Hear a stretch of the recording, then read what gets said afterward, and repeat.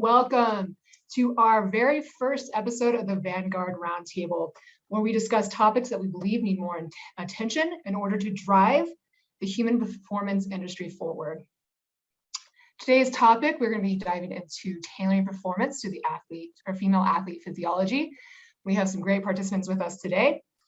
First up, we have Molly Benetti from University of South Carolina, Julian Ha from NWSL and Women's National Team, Sam Moore, she is an applied physio lab research assistant at UNC Chapel Hill, Dr. Dan Turner from Cilicia Labs, and then Dr. Sue Robson from Fusion Sport.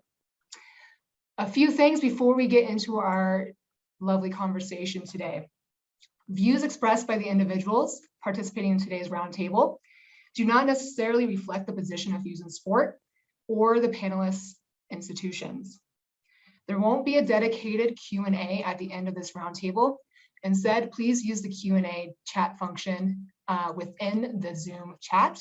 And then you have the opportunity to upscale or essentially upscale a question so that we are able to see it and insert that into the conversation as well. To kick us off today, I am more than excited to get this conversation started. Sam Moore will lead us off with, why is tailoring performance training to the female physiology necessary? Sam, off to you. Awesome, thank you, Emma. And thank you, Fusion, for taking the time to put this on. I think anytime that we, collect a range of practitioners in different fields, it gives us an opportunity to expand our reach. I think this question's a good one. It's one that I used to, at the beginning of my career, not address at all because it didn't really cross my mind, to be quite honest. It was just my own ignorance. And I think that limited a lot of connection and like communication of information. But I think once I started to realize that this was a hurdle that I wasn't seeing, I started to ask the coaches around me, like, why do you coach, right? Why do we coach? And one of my favorite answers actually came from my mom, who's coached volleyball for upwards of 20 years. And she said that we coach, the purpose of coaching is to teach our athletes about life using sport as the medium.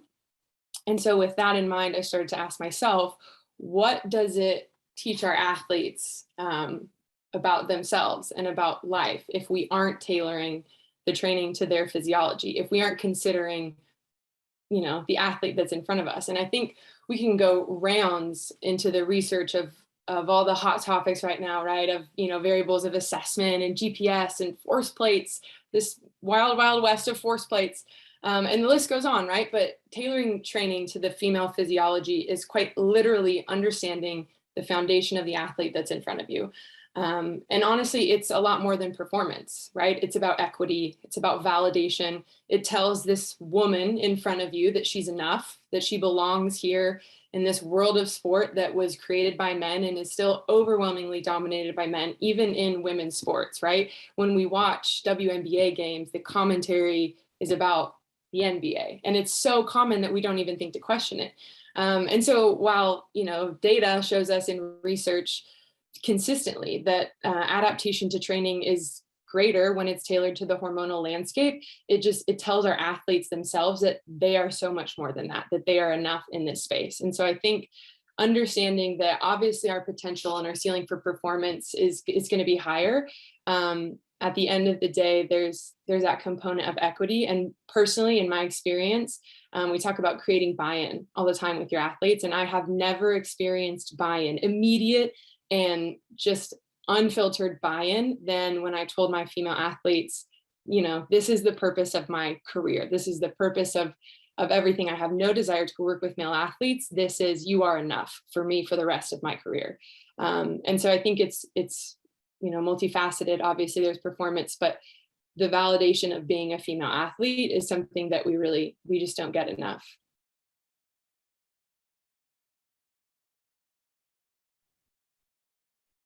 Man, I love that, Sam. I'm like hyped up after you spoke there. It's such a powerful message, and I totally agree. It is all a part of training, and performance is a part of life. And for these athletes, they put everything on the line to perform. And what really came up for me when you spoke there was I think, you know, when I look back to when I was in the earlier days of working with athletes, from a female athlete perspective, it was not intuitive to consider the female athlete. And I think we really kind of failed, like from the science side of things. Like we really didn't do well. We didn't do well from equality in sport, as you mentioned. You know, we have very male dominated sports, and we really didn't do well from equality of understanding the female. And I think what's really important part of this question that came up for me when you were talking was just this idea that we train for a purpose, and the purpose is to improve. And we improve through learning and creativity, creative problem solving, and we improve through communication with others and building the right environment around us. And it's this huge holistic kind of like lifestyle that we have to build in order to improve. And the physiology itself is really, I would say, like, your physiology is trying to give its best attempt to adapt to whatever your mind desires. And so if you're desiring to be number one, your physiology is trying to keep up with that. It's trying to adapt to the stresses and strains. And so a lot of times we can get in the way of ourselves, right? We can kind of have like a psychological resistance within ourselves. And I think that, at least, you know, from my humble male opinion, body image is a really big thing in female sport, and it's been set up that way, unfortunately. And so it's hard to stay on top of that. So from a physiological point of view, from tailoring for a female athlete, I think it's really important to identify what is it that we want their physiology to adapt to, and then how do we eliminate all the other things that they don't need to adapt to. They don't need to figure out all these other things. What are like the three most important things that you need to adapt to right now? And that can be inner work, psychological point of things, or it can be like, we need to get you adapting to hitting this 3-kilometer time, whatever that is. And so how do we look at the athlete from a holistic point of view to help them adapt to that? So yeah. Dan and Sam, those are all really great points. Molly, I know working in the collegiate setting, do you have any input on that as well? Yeah, I mean, I feel like there's so many things that both Sam and Dan just said that I want to elaborate on. And I think, Sam, you started off by talking about, you know, going back to why we coach in the first place. And, you know, this is even a question that you and I have talked about before, but you're really thinking about the answer to, you know, what is the consequence of my coaching? And for me, being in a collegiate environment, I work with female athletes, and I think about that all the time, because I think we have such a unique opportunity and such a unique role in that landscape to not only train them to be strong, powerful, badass women that are capable of playing their sport at the highest level, but we have such a unique opportunity to help them grow and develop as women. And I think even listening to you, Sam, like early on in my career, I never really thought about the actual science behind training women. It was more so, okay, we have this shared experience, both being females and both going through similar experiences and viewing the world through a similar lens. And it wasn't until later on in my career that I really thought about the importance of the physiology. But I think even more so now, I think about the environment that I'm trying to create for them and the experience that I'm trying to create for them as a female athlete. And I think about the question is, how do these people and how do these women experience themselves when they are around me? What type of environment am I creating for them to be themselves in a world that is really trying to tell women to be and look a certain way? And I think about that question every single day when I have that opportunity to coach, is how are they experiencing themselves, and how am I helping them grow and develop into a woman that is strong enough to be herself again in a world that's not tailored for them. And there's so many rabbit holes and tangents to go down on that route. But I think in the collegiate setting, being in that 18 to 22-year-old age range, we have a such bigger impact than we give ourselves credit for at times. And I think we get so caught up as strength coaches in the X's and O's and in the training and in the programming and in the excitement of collegiate athletics, when we are literally shaping them every single day. And ultimately they're in the most moldable time frame of their lives right now. So I think it's just, if we want it, we can really take this role that we have and do something really special with it. If we're choosing to kind of go that hard route and really dig deep and do the work of being that type of coach and having that type of impact.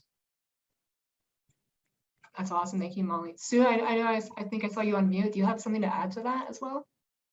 Yeah, I just really welcome all the voices in there, and like kind of Sam's intro, Dan and Molly. And I think for me, where this really underpins, it's through the time that I've worked at, whether it's across the ski team, large volumes of athletes, Scottish Institute of Sport, when we've gone in and delved into this particular area, it's about the fact that there's a lot of power in knowledge.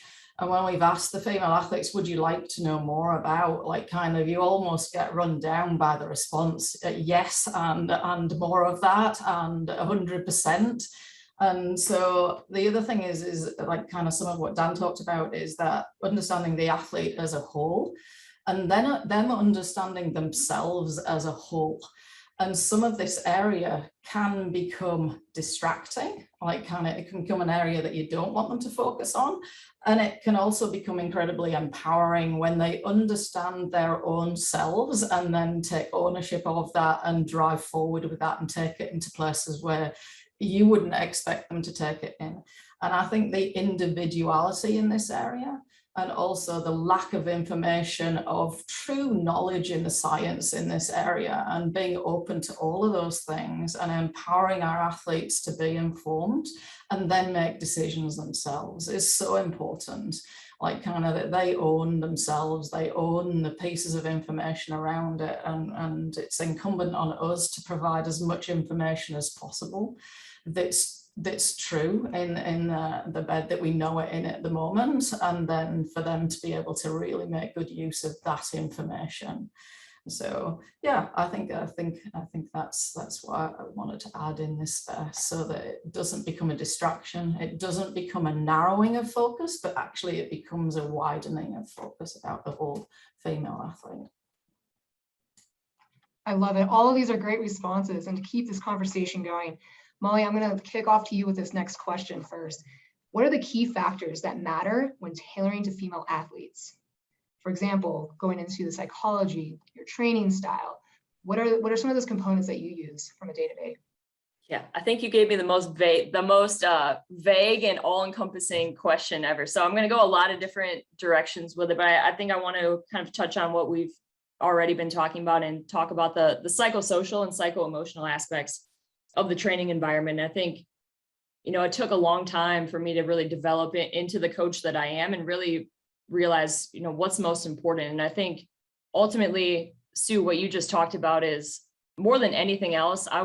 When my athlete leaves after, however many years they have with me, I want them to take ownership of who they are as a person. And that is going into a deep dive of understanding who they are and who they want to be. I want them to take ownership of their development, not only from a physical sense, but I want them to have the tools to navigate how to be healthy and how to train and how to understand their bodies and what feels good and what they like the most, and how to carry with them those skills the rest of their lives. But really, I want to equip them with the skills to navigate the world at a higher level. I want them to be able to solve problems at a greater rate. I want them to be able to think for themselves, to have opinions, to have a voice, and again, to create this environment where it's really based off this self-determination theory, right? I think as coaches, more than anything, we complain about developing motivation in our athletes.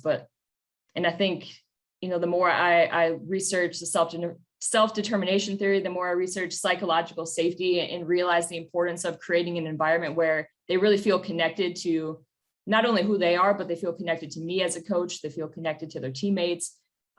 This environment where they're learning to be competent in what they do from a movement standpoint, from a training standpoint, but just feeling good about what they're doing. And also, again, just having a voice and having a say in their development. And I think that's one of the most empowering things you can give anyone, especially young women, because for most of society's history, right, women haven't had a voice, or they haven't had a very loud one, or it hasn't been listened to. And so I'm always thinking about how do I tailor training in a way that's really creating those things. And it takes a lot of work on the front end of education, of allowing for things to be really messy as they figure things out for themselves. But that's honestly, aside from the training, like that is the number one thing that's always on my mind. I maybe spend 3% of my time spent, thinking about the training that we're doing, and 97% of my time on what type of an environment am I creating and what are they actually learning? And I think, Dan, you might have said it, learning is through exploration and through creativity. And how am I finding ways for them to really just explore in a space that is safe for them to be who they are without judgment?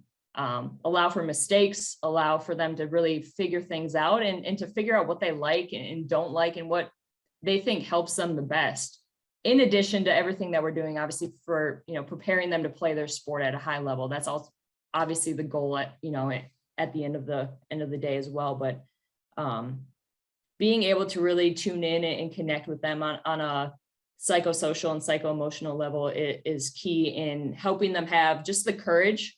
I think that's, when I think about the guiding principles of who I am as a coach and the environment I want to create is really, courage trumping confidence. Confidence is a lag indicator. Confidence comes, we rely on things for it. I want them to have courage in any situation. I want them to have courage no matter what that outcome or result is going to be.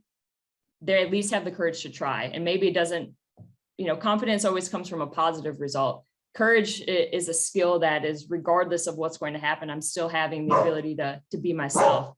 I think about progress, looking at progress versus perfection in a world that women are told to be perfect. They're looking at social media. We're looking at, I think Dan, you said as well, body image, all these different factors of them feeling like they need to live up to these certain standards in our world. So really making the focus on progress versus them having to, be afraid of making mistakes or not looking perfect.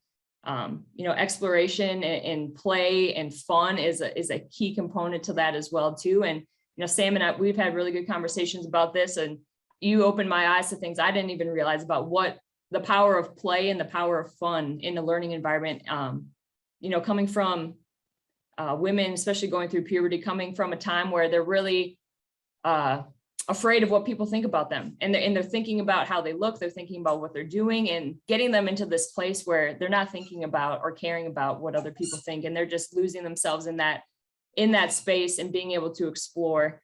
This is something that I get really excited about and could talk about for the next hour. But, I think besides that, some other considerations, from a physical standpoint, from a physiological standpoint, to kind of shift gears is, things that females have to deal with that their male counterparts don't, at least not the same likelihood or rate. Obviously, quad dominance is a huge thing.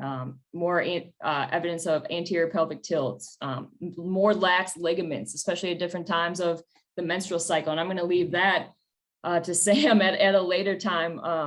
And also just the fact that they're 9 times more likely to tear their ACL. So those are all factors that I'm always considering when programming.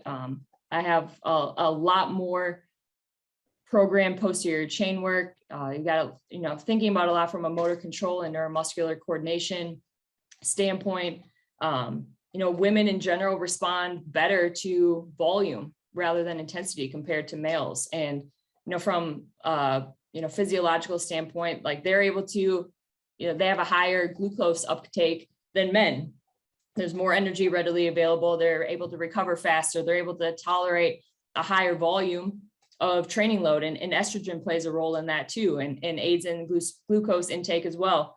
And also looking at, they do have a greater proportion of type 1 fibers than males do, on like a 4-to-1 scale. So understanding that they are able to tolerate things from a volume standpoint a little bit better and have a harder time making bigger jumps in intensity, and usually respond better to increasing volume over time. And so a lot of different components there, and a lot of factors to think about when programming and when just thinking about coaching style in general. But would love to hear anyone's thoughts on any of those aspects in a little bit more detail. Molly, I love it. Jillian, I'm going to actually kick it over to you. Especially with your work in the NWSL and US Soccer, do you have any thoughts to add on to that? Yeah, no, I mean, absolutely. I've loved all the points. And I guess for me, being in a setting with some of the leading women, if you will, who aren't afraid to unashamedly be themselves and put that image out there, and as I'm sure everybody's seen, sort of fight for what they deserve. So it's interesting, again, like hearing different ends of the spectrum, but a lot of the same things are true. Again, sort of, I've been very fortunate enough to be in the environment with these incredible badass women, watching them day in, day out, that ultimately a lot of the things, like keeping things fun, like even with players who like have been doing this for 20 years, they still want it to be fun. That doesn't change. But again, I think the big thing is recognizing what these players need to be successful, and to jump on the back of Summer Sue's point is the biggest thing for me is being just that education and that understanding, and providing with that support that what research may have been carried out previously and women may have been excluded from because it's difficult to understand these things, that isn't good enough, that needs to be understood. But now we're starting to understand, okay, how can we take this understanding and apply it at a high level? How can we skill these athletes, even if it's just 1% or one small thing, that they can then take away and implement themselves in that environment? They're already at a very high level. And how do you build that framework around them to give them that level of support that's going to help them to be successful? Julian, I think it's really great. And I think one of the things that you touched on, menstrual cycle research and female physiology and performance outcomes, that research is relatively new, but a body of work that's even newer than that is perceptions, right? So when we're talking about key factors and how to tailor training, I think one of the biggest and most frequently things that I see recently that's missed is their perception. And I think, Molly, we've talked about it before and you touched on it again, but there was a great longitudinal research study that came out of Canada. It's called the Rally Report, and it talks about female athletes and girls playing sport, and why they saw, since Title IX in the 70s, why we've seen such a decline. And it was something like over 60% of girls drop out of sport by age 16. And the most common reasons are low confidence, negative body image, poor perceptions of feeling welcome, a perception of a lack of skill. And so, one of the biggest things that would affect the volume and the intensity in my training when I was at NC State was their perceptions of how they felt that day and their own motivation levels. And we know that perception is reality, but we don't, as strength coaches, we love black and white. We love X's and O's. We love, if I give, 5 sets of 5 at this percentage of intensity, I'm going to see this kind of change, right? And that's built on this male physiology, this understanding of a stable hormonal state. And that's not the case. And so I think, the factors of physiology we're learning more, but they're pretty, available in the science, but making sure that we're also tracking and considering and making decisions off of the athlete's perception, and the feedback from the athletes is super important. Sue, I think I saw you unmute there for a second. Do you have anything to add to that? Yeah, it ties into Sam, Mike. I think really, really well, and some of the comments that have been made earlier. This whole area is really messy. I heard that said by Molly. It's really messy, and often coaches are looking for what's normal. Tell me what's normal, like kind of how do I deal with that the same way for everybody, and like kind of that thing. And I'm sorry, but there is no normal. We're really good in this environment when you go into like pregnancy and childbirth in females, and every childbirth is different. We expect it to be different. We expect the response to be different, and we expect the outcomes to be different. Except in training, we want to normalize it always to this almost male model. And I'm sorry, but that's not the thing. And yes, we all have some variant of a menstrual cycle, some on one side of the scale, some on the other side of the scale. But understanding at a deep physiology level, it's not just that. It's about how many estrogen receptors you have in your kidney, how many you have in your tendons, ligaments, and like kind of the liver and function.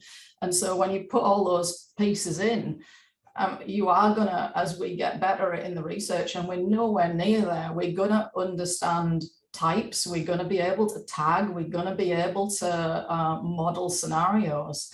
But right now, the best scenario we have to model is actually the subjective data and the objective data that an athlete can bring to themselves, herself, and taking the power out of that.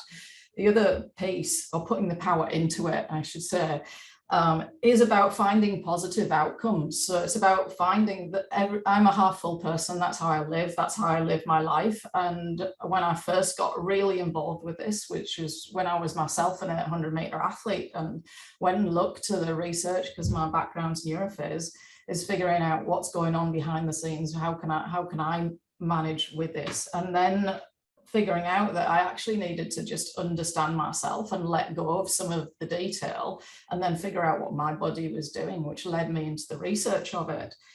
And it's a really fun place to be. And it's a really empowering place to find things out about yourself that are repeatable. And the athletes that I've worked with over time really enjoy it too.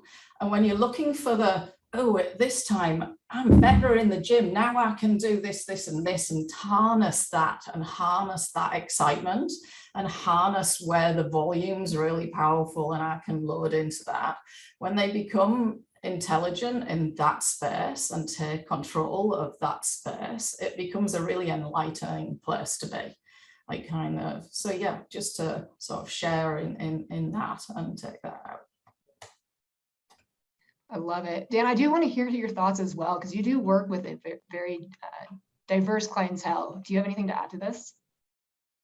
Yeah, so you just reminded me of when I first ever did a salivary progesterone, estrogen, testosterone, and a melatonin sampling for a female athlete over the course of a month.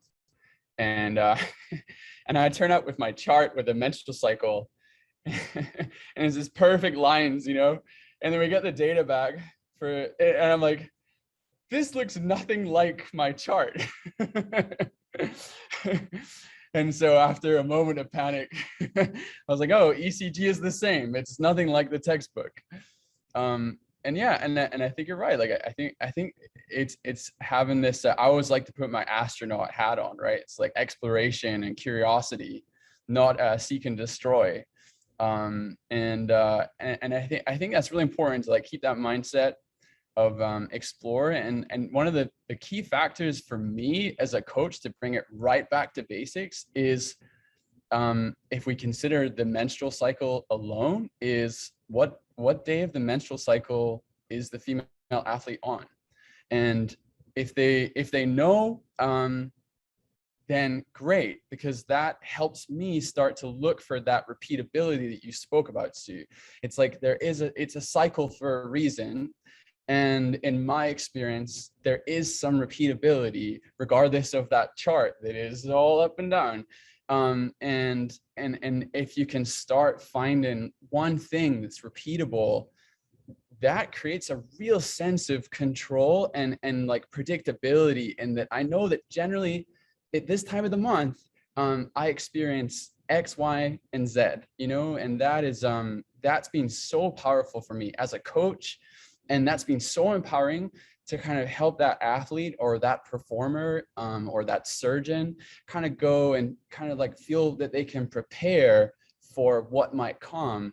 And that's empowering to do that. So anyway, just kind of bring it back to basics, but that's something that's really helped me is, just, yeah, what day of the cycle are you on? And that's such a great data point that I've had that's really gone a long way for me, more than all the saliva testing and everything. I love it. I probably should have let our panelists, or sorry, not our panelists, but our attendees know that this conversation was gonna be great because I am learning so much from each of you, and I am just excited to keep diving into this.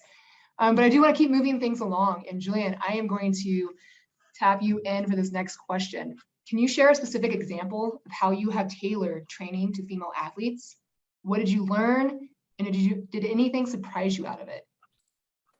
Yeah, absolutely. And I think my answer hopefully will tie together a lot of what's already been sort of discussed so far.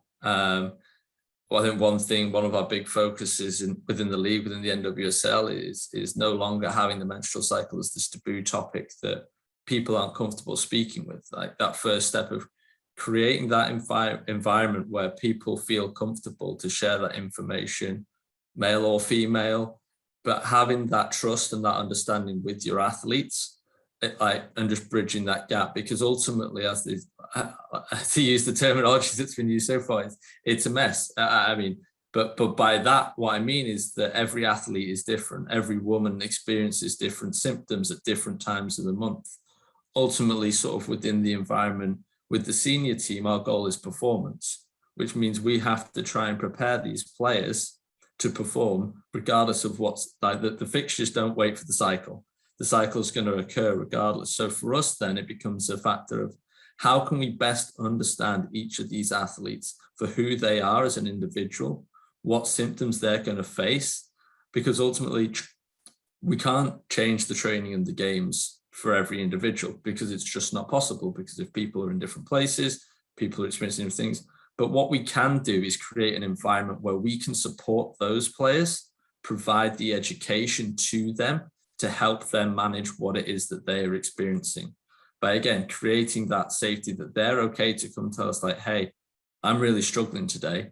Is there something we can do to try and help this? And again, whether it's working with the nutrition, we've got a great nutritionist, Lindsay Langford, who did a fantastic job on educating the player on, hey, whether it's high antioxidant foods or what it might be that again can either help them exacerbate symptoms at different stages of the menstrual cycle, just as one example, or whether it's like, hey, let's up the carbs on these days because this is where you're going to need it the most, or just as one example. So like it might not be a specific example of tailoring training, but the way we tailored the training was to try to create that environment that individualizes and provides the opportunity for those athletes to access what they needed in order to be successful every single day.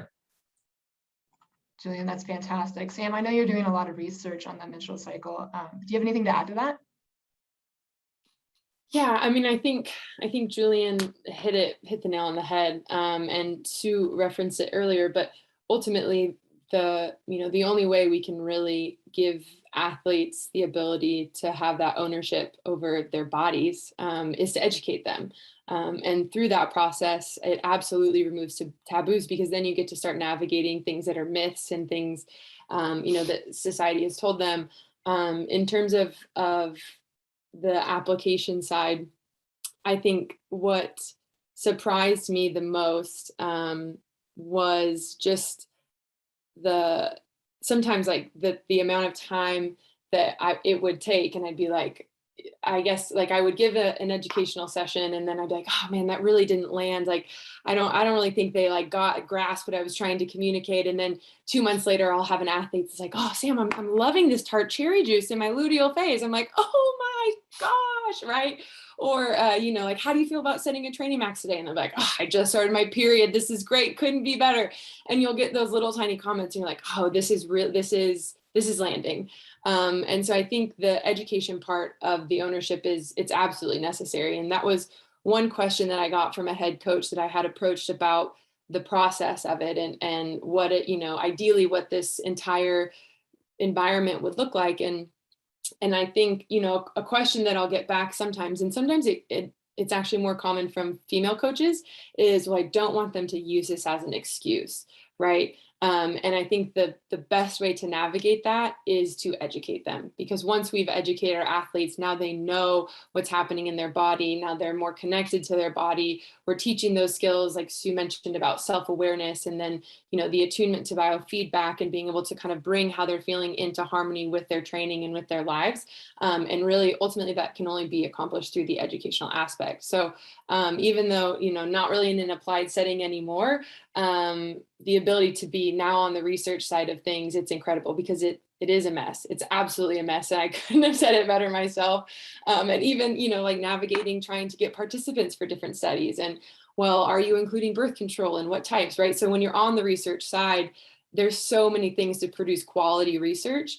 And you can understand why things have taken as long as they have. I love it, Sam. Molly, I'm going to turn to you for this, just kind of piggybacking off what Sam said, is how do you bridge the gap, especially in your setting, with the research and the application of it? What are some of the things that you do in your setting with your coaching staff or your athletes to help bridge that gap? Are you talking specifically regarding menstrual cycle? Menstrual cycle, or any of the research that has been spoken about. I think, especially with a bunch of our coaches, we talk about, hey, the research says this, the research says this, and then you now have to get to that application side of things where the coach may not necessarily agree with the research. How do you bridge that gap in your setting? It's a great question.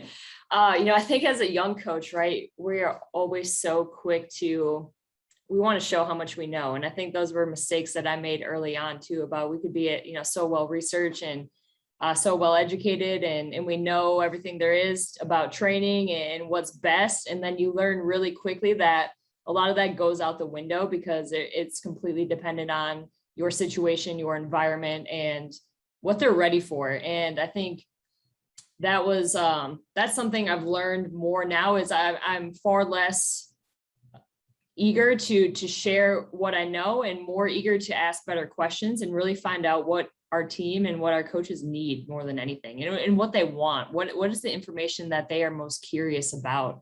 And I think there are opportunities in little pockets where you can interject your wisdom and what you know, and speak less from a research standpoint and speak more from a connection standpoint. And I think that's been my approach, specifically in my environment the last 3 years, where, I made those mistakes my first year, and I really had to take a step back and figure out a better approach, because nobody really cares how smart you are or what the research says if it's not applicable to what we're trying to accomplish. And so I think my approach is I try to find windows of opportunity, and I've really just made a more conscious effort to ask better questions and observe the environment around me and what's happening, and figure out what my head coach cares about the most, and ask her better questions to figure out how I can do my job better. And then also, when it comes to our athletes, it's observation. It is understanding them on an individual level, like everybody's already, talked about before. And again, that comes from asking better questions, and then finding opportunities where you can share what you know, and find little ways where you can help them in that moment. And then the more results that they see, and the more that information helps them in that moment, that just builds equity for you to take more opportunities to share with them, in other situations, and to, take bigger risks when it comes to making bigger changes and developing, or changing behaviors on a deeper level. And so I think that's my process of application, and really just trying to find, observe, ask better questions, find ways where you can make an immediate impact with what you know, and ways to apply that research. And then that, again, gives you more opportunities down the road to continue to make changes. But it starts on a really small scale, and it's not in a, hey, I'm going to take this time to educate you. It's, hey, I'm going to get to know you as a person and try to really figure out what you need in that moment, and then let's go from there. Love it. No, that's great. Thank you, Molly. Just to keep this conversation moving, I was going to go on to the next question. Dan, I'm going to turn to you for this next one. What are some differences when working with everyday female athletes versus collegiate or pro athletes? Alrighty. Yeah, so man, I really had to think about this one. I think some of the things that I've noticed, I spent a long time working with individual athletes. So and individual performers. So a lot of my experiences are based on that.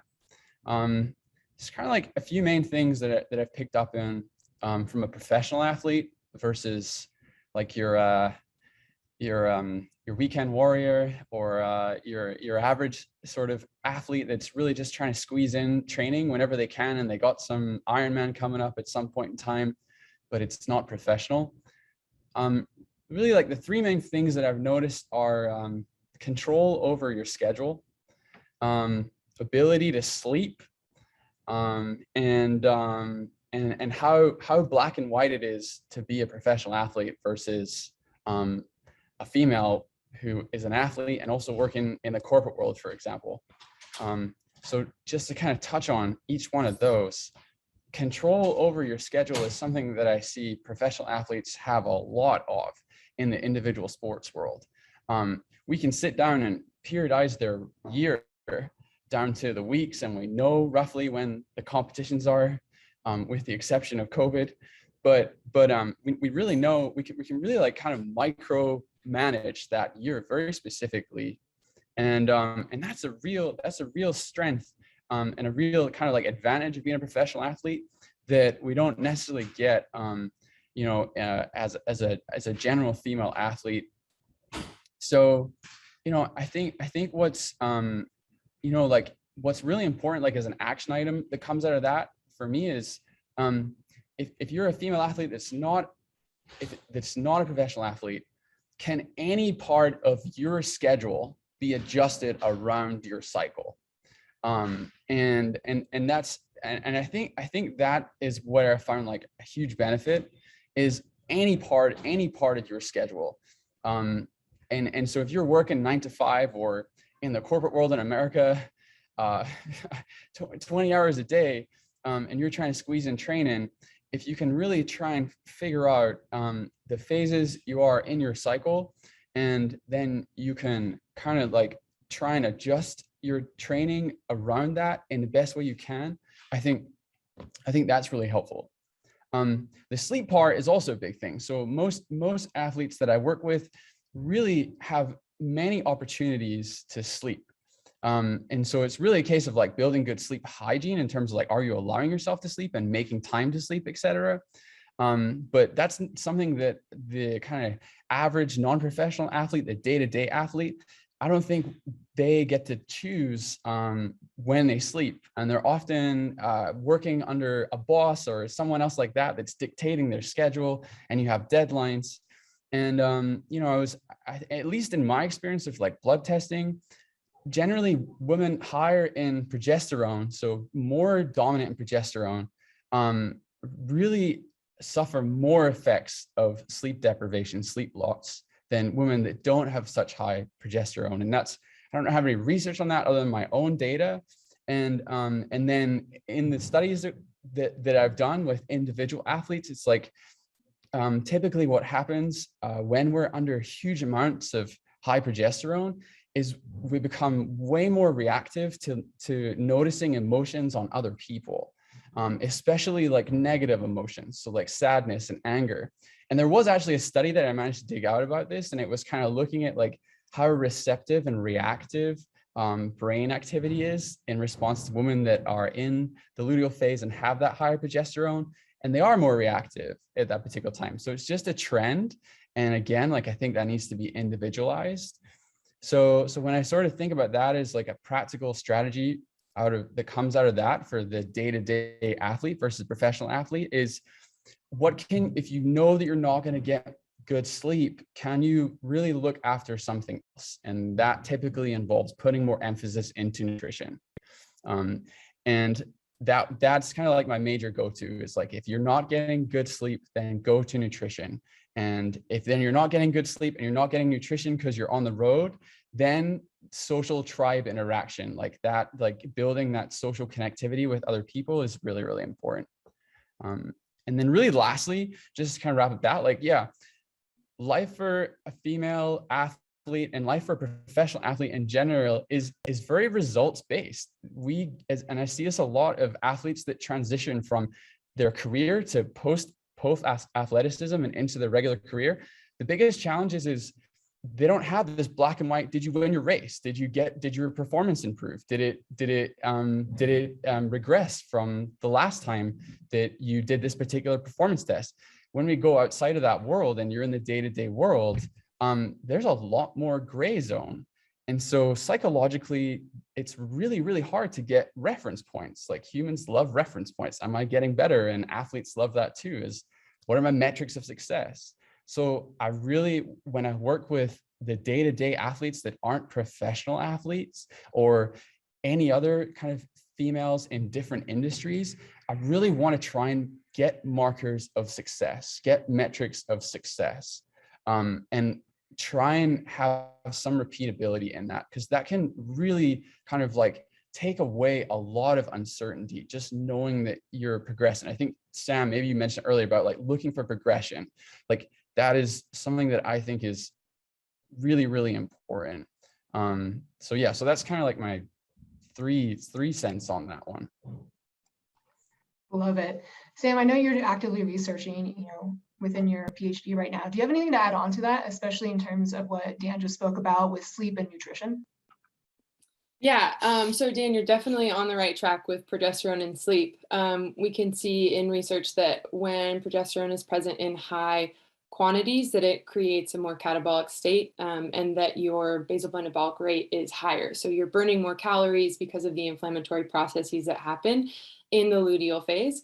And that makes you run 2 to 3 degrees hotter. So your basal body temperature is elevated, and that makes it more difficult to get into REM and deep sleep. So really commonly, we'll see it too at the beginning of the luteal phase, when you can see estrogen decreasing and progesterone increasing, where we'll see, women sleep for 8-9 hours and they'll wake up feeling exhausted. And so progesterone has a lot of anti-estrogenic effects. So then when you're talking about the emotional side of things, we can see that progesterone's effect on the hypothalamus can create some fluctuation in serotonin production. So a lot of times we'll see a decrease in serotonin production in that mid to late luteal phase, and that can cause some brain fog and some emotional fatigue. And we talk about PMS, and that's something different specifically, but progesterone does have those anti-estrogenic effects overall in the global state, but then also on the hypothalamus. And so nutrition-wise, we can see that specifically leucine will help cross that blood-brain barrier. It's the only amino acid that can help modify and correct some of those changes in the serotonin production of the hypothalamus. I think anecdotally, when you were speaking, I was just thinking about myself and my own experience as a collegiate athlete. And I think my experience was kind of opposite. So as a collegiate athlete, every part of my day was structured, and, where you eat and when you eat and what shirt you're wearing when you're there, down to your socks that you're wearing. It's all, you're told exactly what to do and when to do it, and all of the things for 4 years. And when I graduated, I really struggled with a lot of very common concepts that other people learned a long time ago, like how to go to the grocery store. I didn't know how to do that. I had never had to do that for myself. Or this is so silly, but when to shower. I worked out every day for, 18 years. I didn't know that. When am I supposed to shower? Do I have to do it when I wake up, or can I do it at night? I don't know, right? And so when I finished playing and retired at 21, there was this newfound freedom that was overwhelming. And exercise was really difficult for me at first. I had a medical retirement, and so I couldn't play volleyball like I used to. And so I didn't really want to play it at all, right?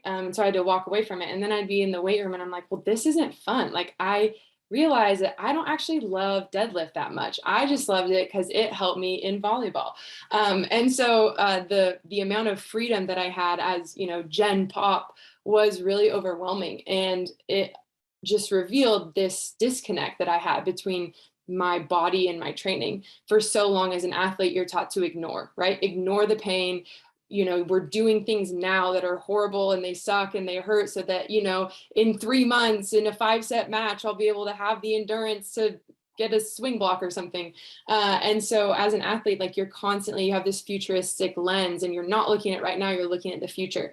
And so then when I graduated and I was done, and I had, right now I had to start learning how to assess how I feel. Self-awareness, we're not taught those things, right? And so that freedom that I experienced coming from the collegiate sector was really, really difficult for me. And I think the more structure that I would give myself, it helped at the beginning, but then I realized, well, I don't actually have to do this really not super fun prowler conditioning. Like no one's making me do this, right? And so then I started to learn over the years, and it's been quite a long process, as most female athletes experience going back into the world, because the type of person that you develop as an athlete is not what the world wants. They don't want you to be strong and loud and opinionated and a leader and decisive and demanding. They want you to be quiet and, complicit and kind and in all these things that I was not really a lot of those things, right? And so that transition for me was really difficult, but I felt like I experienced it kind of in the opposite, that when I was done, I had all this freedom that I had never experienced before. And I think that might be coming from the collegiate sector rather than the professional sector, because professional athletes obviously have a lot more say over everything. But in collegiate athletics, you don't really have a whole lot of say. And so that experience for me was really difficult. Sam, that's awesome. Sue, I do want to turn to you, and especially with your experience based off what Dan and Sam have just spoken on. Do you have anything to add on to this? Just a Sam. Be decisive, be demanding, be like kind of strong, be powerful. Like, don't ignore the pain. What we expect of women and what women are and what women can be, and what they should be is in their control. Like, I don't think anybody should say what they should be, but what they're able to be, they can be all of those things, and they can be kind and caring. And, there are lots of different women out there, and we need to embrace and empower all of them. I've had a very powerful member of our team join recently, and it's been quite enlightening to me, because she joined a little bit associated with me, which I'm kind of getting over there, okay, that's new, but she's when I'm in meetings that are all men and I'm about to walk into another one, it's interesting, and what people expect of you. And what I've come to expect of myself is basically to be honest, true, yes, caring, and yes, listening, but to have a voice and to own and actually to shout up for the female side, not because that's me. It never has been me. I've had brothers and just grown to be me organically through, I have a brother either side of me. And I've been the balancer in that mix, and I find I'm the balancer in my career mix. And when I find myself almost thrust into this place of making sure that the female team in our organization is empowered, that's it's not a place I asked for, but I now am entirely willing to take on with where I am. And it transfers just as much in the business world as it is in the athlete world. And when I think back to the days when I was initially training, I was a late starter. I was in my early 20s before I became an elite athlete, and I was training fully and properly, and even that was considered not normal. And then trying to learn all these things about, because I was a physiologist anyway, so I knew them, and trying to find them out and couldn't find the information. It was very frustrating, and then figuring out how to deal with that. I think in the end, it's about striking a new normal, right? And about and enabling that to be whatever's right for you, and encouraging others to be whatever's right for them. I mean, my daughter's quite enlightening too. So she's 15. And at the age of, I think, 7 in school, they still keep asking kids, what do you want to be when you grow up, And Ken was just like, I want to be me. would not be drawn on the question. I just want to be me. And she still is her, you know, like kind of, so yeah, in these pieces, whether external and in, it's like be that, right? Be embraced in being that. And all of us, I think I heard just recently they've got a show going on at the moment, is Why Are Women So Angry, on the Australian Broadcasting Corp at ABC. But some of what I took from that was that women just want to be who they are, like kind of, and they want to stop being put into a box, like kind of, and there's just all sorts of women out there. And as women, we need to embrace all those other kinds of women, like kind of not ask them to model in the male pathway, not ask them to model in the female pathway. Let's just allow everyone to be who they are, please, and not do the other. So yeah, if we fight for that, we're in a good place, I think. Sue, that was awesome. Molly, do you have anything? Yeah, if I could just piggyback off that, Sue, I think, you know, what you said is spot on. And I think literally the most powerful gift you can give someone is the space to be seen and heard for who they are without judgment. And I think, you know, I look at, you know, the four of us women on this, and we've all coached in some capacity. And I think the most powerful thing we can do as coaches too is model that to our athletes. And I think I was always kind of brought up in this coaching environment where we weren't supposed to show vulnerability or show weakness or really show, you know, who we truly are to our athletes. There's always supposed to be this, you know, guardrail between us and them. And I think that's probably the, you know, rule I'm most glad that I've broken throughout my career, because it allows you to model that for them and show them what it is like to be a strong, powerful, badass woman who does have opinions and who does, you know how to navigate the world and isn't afraid to be who they are and be authentic to who they are. And I think, you know, we want our athletes and these women to understand what strength looks like and what vulnerability is. And we can't do that, and they can't know that unless we help them navigate that and show that for ourselves too. So I think we have such a unique opportunity as women in this field to help them with that and to let them know that it's okay to be who they are. Well said, well said. Everyone, thank you so much. We are running short on time, so we will unfortunately be able to get to all the questions that we had. Does anybody have any last comments they would like to make before we close today? I kind of have a little bit, and it's related to the pieces that were coming in the question, just to raise an awareness and make sure people are looking, like kind of. So the piece that was coming that was associated with my question was around energy deficiency, around what's being termed like kind of, whether it's REDS or whether it's the female triad or however that's put. And not to focus just on that, but also other things that are medically really important in this, so things like endometriosis, things like amenorrhea, things like dysmenorrhea. They've all got big complicated names, but ignoring the complication of it, it's just being aware that there is illness and real medical issues going on. And I've worked with so many really strong, powerful athletes that have ignored the pain, that have been put down. I think one of the things was not an excuse, like kind of, I have worked with so many elites, male and female, and there are very few elites that find excuses out there. They're all looking for opportunities. And when somebody raises their hand and says, oh God, you know, this is just, or X is happening, it's usually very real. I've worked with 800-meter elite performing athletes that have had undiagnosed endometriosis at a really extensive level for 3 years of their lives, and it went ignored because they put up with the pain.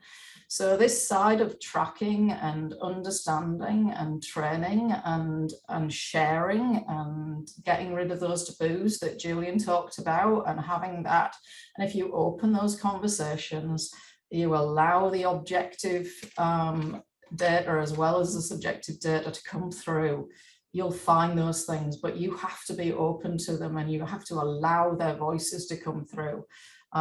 Because ignoring those things leads to really serious issues. So whether it's in the energy deficiency space or whether it's in endometriosis space or other sides, it's important that we have our ears on, and at all points, whether we're coaches, athletes, people in like kind of all of those places where you're improving knowledge and pace, that those things are not put aside and they're listened to. So I think that's all I just wanted to, because we hadn't touched in that space and wanted to touch because it's so important. Sue, I love it. Yes, thank you to everybody for your guys' thoughts, opinions, and conversations for today's topic. And I think each of you guys touched on this, but it was creating conversation and being open.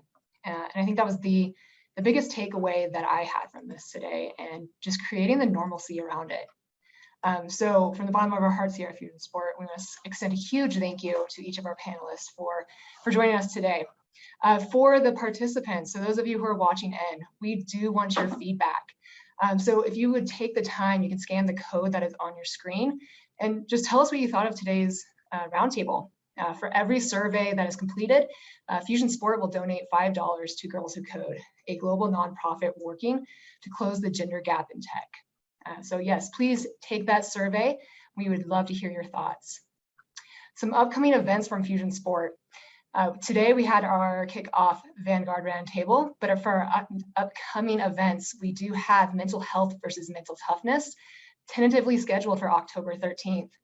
And then our third one coming up is gender identity and new considerations for human performance programs, tentatively scheduled for November 17th. Also coming up, we do have our Human Performance Summits. Our North America region is set for November 5th and 6th at the UFC Performance Institute in Las Vegas. And then our Asia Pacific is scheduled for February 10th and 11th, 2022 in Melbourne Cricket Ground. And then our Europe region, we have more information coming soon.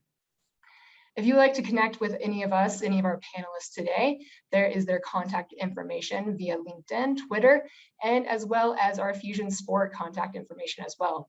So once again, thank you to each of our panelists for taking the time to join us today. And to all of the attendees and participants, thank you for listening in and just creating a great conversation around a topic that we're trying to bring more awareness to. We are looking forward to our next one, and we'll see you then. Thank you.